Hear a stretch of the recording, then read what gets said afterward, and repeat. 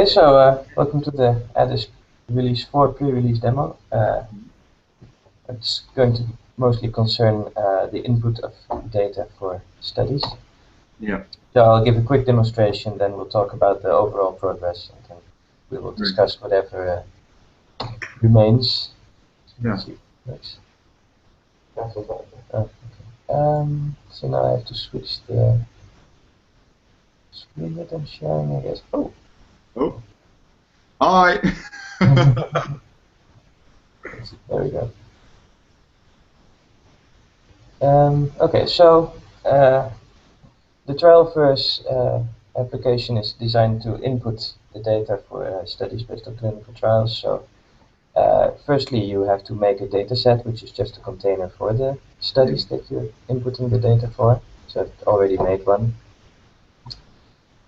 So you can have any number of studies in a data set. So we can just add a new one here. And,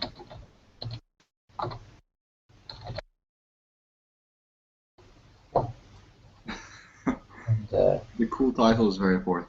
Yeah, so note that the rest of the properties of the study are not, there's no other data yet because we haven't actually put anything in. Yeah. So here's the screen for entering a study. So you see there's a menu on the left showing all the different parts of the design that you can put in. Yeah. And then later we will be able also to put in results and so forth. Yeah. So for every design aspect, the input is rather similar. So to create the arm, you just click the create button. Yeah. And then you create an arm. Yeah. Etc.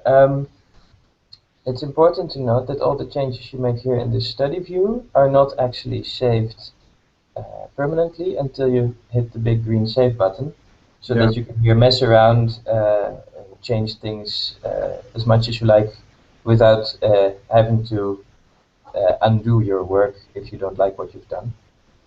Yeah. But of course, that does mean that there is the risk that if you forget to hit save, that you're going to lose some information. So it's a bit of a trade-off. Yeah. So you can create more arms, and then we can hit save. So now there are no unsaved changes. Yeah. And then when you refresh, the data should still be there. So you see. So arms are, of course, abstract containers that don't do much. Population characteristics are one of a series of different outcomes, which can be of one of two measurement types. So it can be a rate so many out of so many participants, or it's a continuous value. So. Yeah. Again, abstract meta information for the actual results that will eventually also be able to be filled in. If you're unsatisfied with something you put in, you can delete it or change something, like change the title. Well, just things like that. But so, same goes for the endpoints.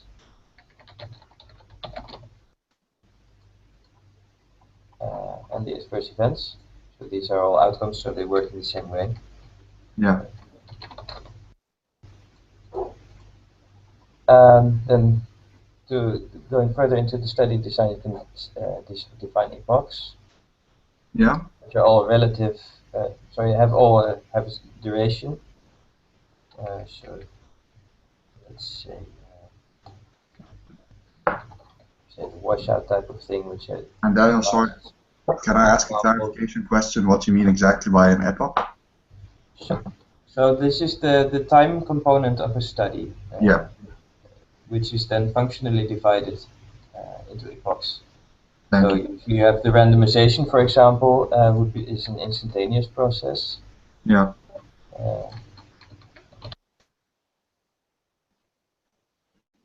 Yeah.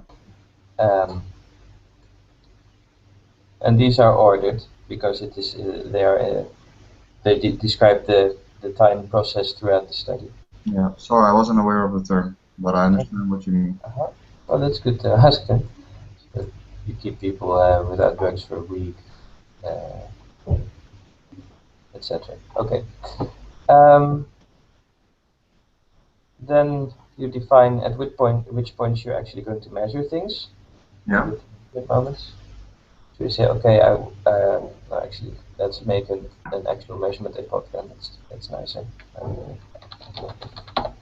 Treat people for 3 weeks or something. And that's your primary epoch, as you see. And then you say, okay, now I'm going to, for the treatment epoch, let's say, at the end of the treatment, I'm going to measure. Yeah. Or you could say, actually, well, also I'm going to measure 1 week from the start of the treatment. Yeah. So you can define several moments at which you take measurement. Yeah. This is as far as we have gotten with the inputting of the studies. Yeah. As you probably noticed, there are still some small hiccups here and there. But overall, yeah, this is what we have designed for now, for how this would part of the process would look. Yeah.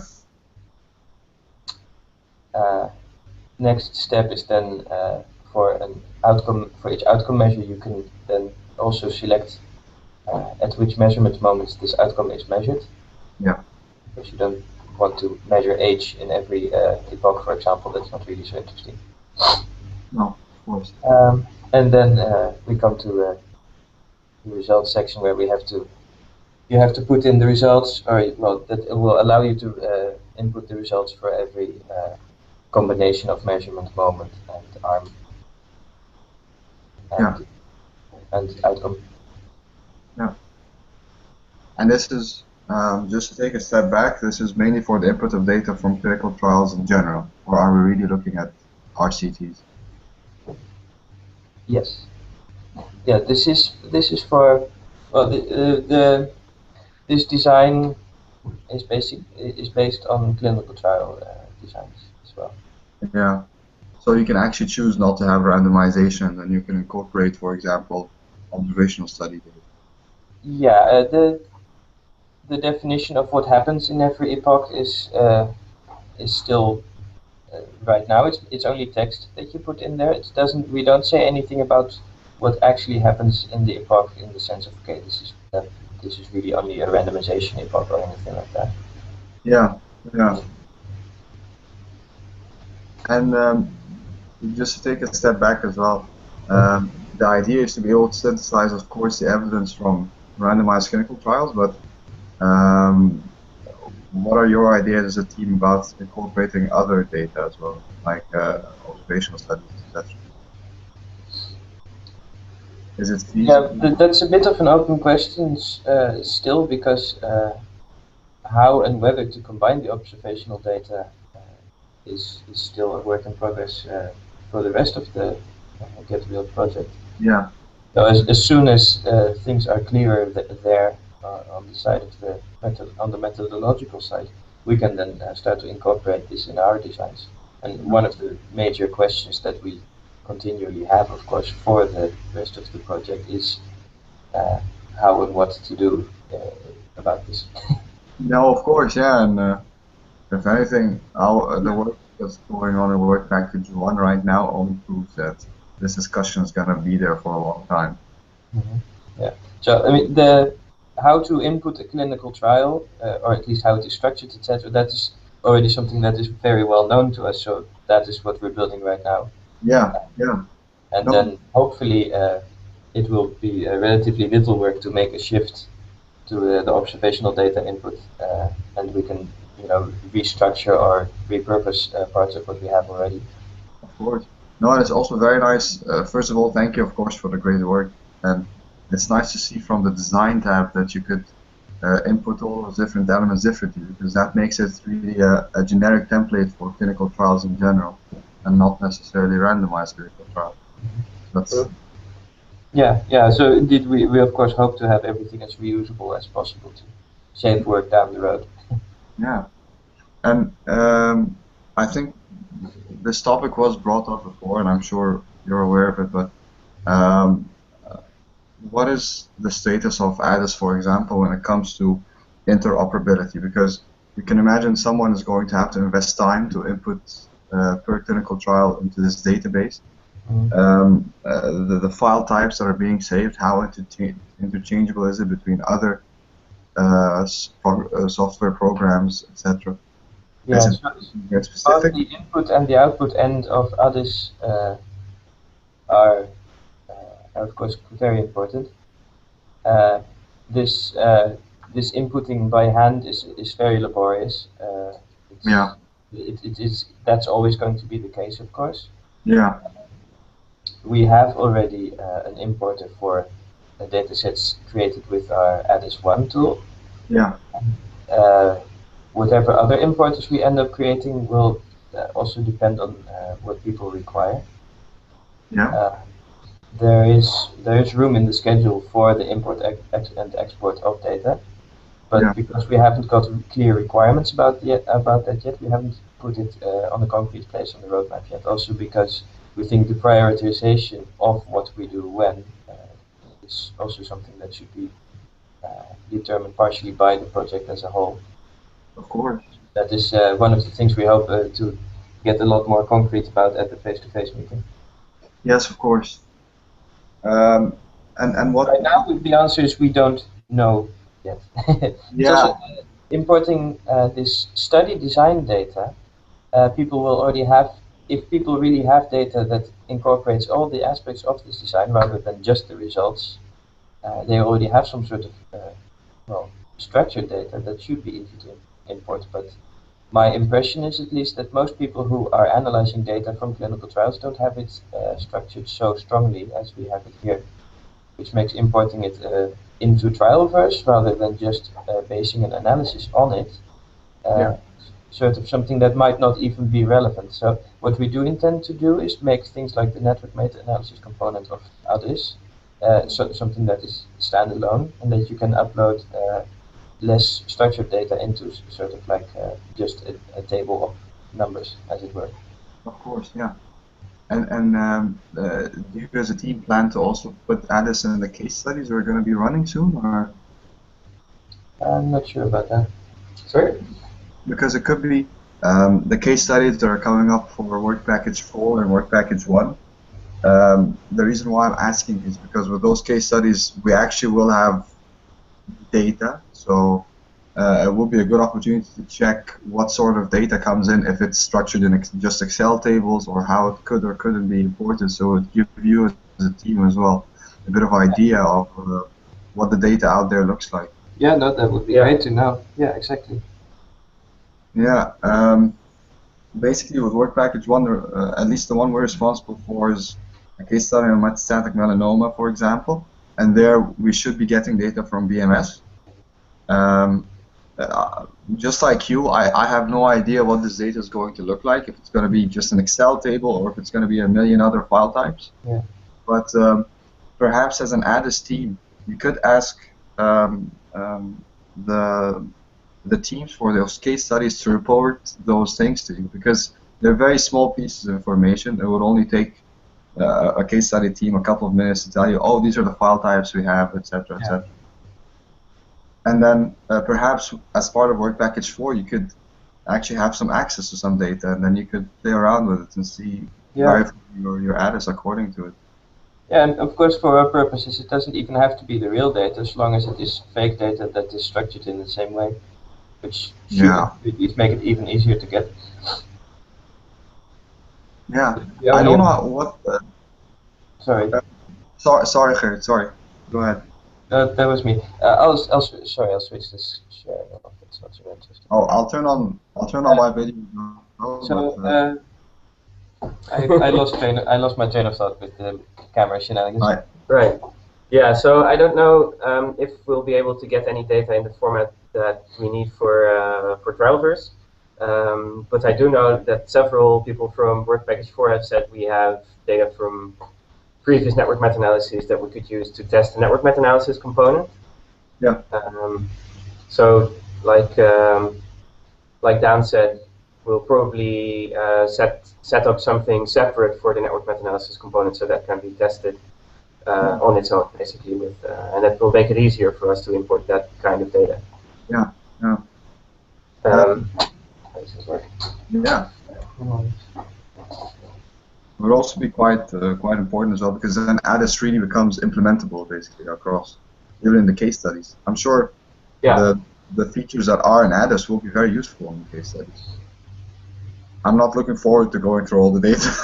So if there's a tool to help do that, then yeah, sure, that'll be ideal. Yeah, and in general, for so for the trial-first component, the trial-first component is sort of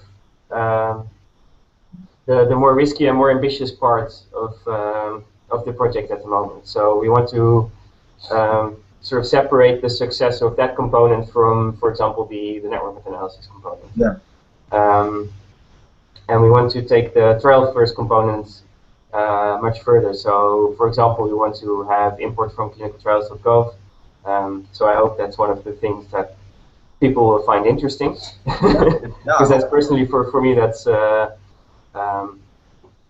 would be a very important feature to have. And we want to not just have an end user point and click interface, but also we want to make it possible for people to develop basically bots that can import data from various sources. Yeah. So that might be abstracts from PubMed, or it might be a trial registry somewhere, or it might be internal data sets from a company or something. But we want to make it possible for people to do things in an automated way as well. Yeah, yeah. There's I'm not sure if you know about that paper specifically, but there's a paper been released about Mini Sentinel and PicoriNet.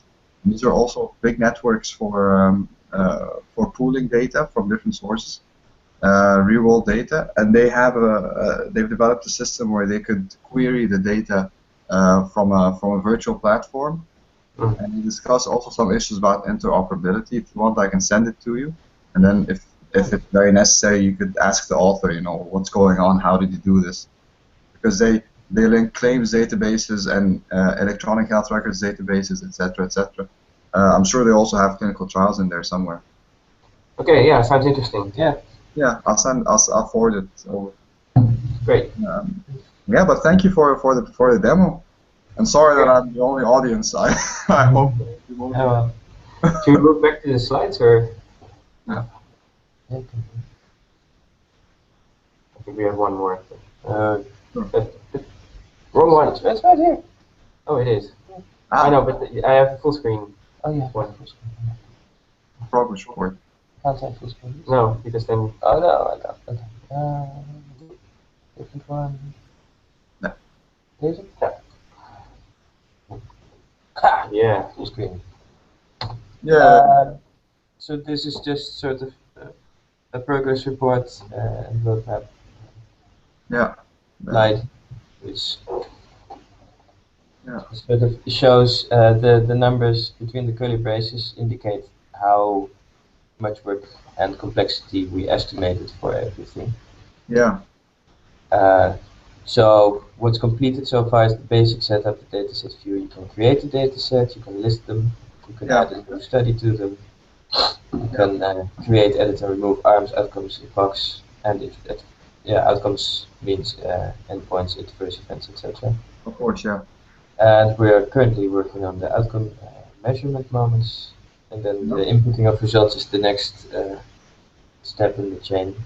Yeah, and obviously the hardest as well. Yeah. So that's especially making that sort of workable efficiently is going to be and clear. It's going to be a bit of a challenge. We have some mock-ups already, which we're reasonably satisfied with. Yeah. Basic information, that's meta information about the study itself, study size, etc. Then the activities, so when what activity takes place, such as randomization, treatment, etc.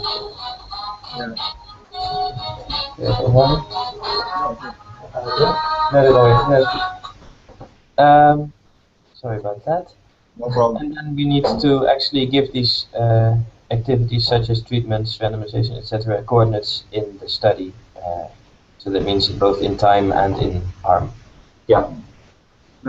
So it's saying, for example, that in arm A, and in the treatment phase, you administered a certain drug to that arm. Yeah, yeah. So this is what Sure. will allow us to do matching between studies. Yeah, it's also, you asked about it a bit earlier, like that you said, okay, this is a really general setup, so that it also works in non-randomized clinical trials. Well, this is where you can set things to be randomized, also semantically, if you see what I Yeah, mean, yeah, not just as text. yeah. No, that's a very important feature. I agree. Yeah, And then neither completed nor estimated features are things like semantic mapping of the treatments and outcomes. Sorry, semantic mapping of the treatments and outcomes. How to define the participant flow. How to deal with different versions of the same study that you worked on. Because I didn't mention this, but whenever you make changes to a study, the yeah. previous version of the study also is saved. Yes, I remember that when from the presentation at Zin. Hmm. We have a cascade of files. Um, Okay, I don't remember that. No, no, but sorry. What I mean is that it was almost like every time you're resaving, almost what I understood is it gets resaved almost with like a different file name, so you can always track. Yeah, yeah, that's close enough. Yeah, yeah, sure. Oh, And yeah, along with viewing different, viewing what version you are looking at, you also want to be able to eventually see, have it do review what changes you were doing over time, and you know what is different between version A and B, etc. yeah, yeah. The interface and functionality for that still needs a lot of design work before we can even estimate it properly. Yeah. So the versioning is already going on behind the scenes, but there's no way that you can actually do anything useful with it yet. Yeah. Yeah, but you know, information first, and then a way to deal with it. Yeah, I agree as well. Yeah, so that's the progress and near future view for this component. Yeah. No, very well done so far, and I think the inputting on the results is going to be the hardest feature, as you said, and to put the 5 next to it. Except also the feature for allowing for matching. I think it was called the Activities? yes. I think if you just go back to the slide before, I can. Sorry. Yeah, sure. The activities and activity coordinates, basically. Yeah, yeah, that's also a challenging part. But Yeah. these are things that we also we had before in ADDIS 1. Ah, So okay. that definitely helps. So you have a bit. You have experience as well in handling a little bit. Yeah. Yeah. And do you expect also input from work package 4 basically in the next meeting? Because I can assume they can also give some advice on the inputting of results, etc. Yeah. Yeah. Yeah. Yeah. So will you be presenting this? Yeah. Yeah, we'll give a demonstration, get people up to date. Probably it will be more, you know, a demonstration that also goes through more of others besides this trial first component. But Yeah. yeah, we want to give a complete picture of where we're at and what we want and need to know. And also what we will do if nobody tells us any new information, like then we get to, then we will do what we think. Yeah. No, I hope they do give input. Yeah. Because it's pretty Yeah. important. They are the ones who are intended to be potentially be using it. Mm. Yeah. Yeah, like one of the most important things to get, like we've prepared a bit of a questionnaire to also hopefully get people to Yeah. commit to being like the product owner, or you know, the person who is responsible for as a customer, and Yeah. who will do the specific implementation of some features. Yeah. Yeah. Yeah. So we're definitely looking at ways to get more more direct involvement from others in the work package. But Just out of curiosity as well. everyone's very busy too. So. Yeah. No, of course. No, and it's been great work so far. So well done. How much is Lester giving input as well, because I assume for the trial component they could also help because they do a lot of trial simulations as well. Do they? Yeah, so Keith and Sylvia are also involved in the software sub-team. So yeah, they're definitely very helpful. Yeah, sure. Yeah, I'm sure more helpful than I've been. So, sorry about that. But if there's anything as well I can do, for example, also circulate something in Work Package 1 and let me know. And I'll send you the paper on the author as well. Maybe you can get in contact with him. So, yeah. Thank you very much. I think we'll end the broadcast here. All right. We had most of the discussion during the demo, so. Yeah, exactly. It worked. It all worked a little bit different this time.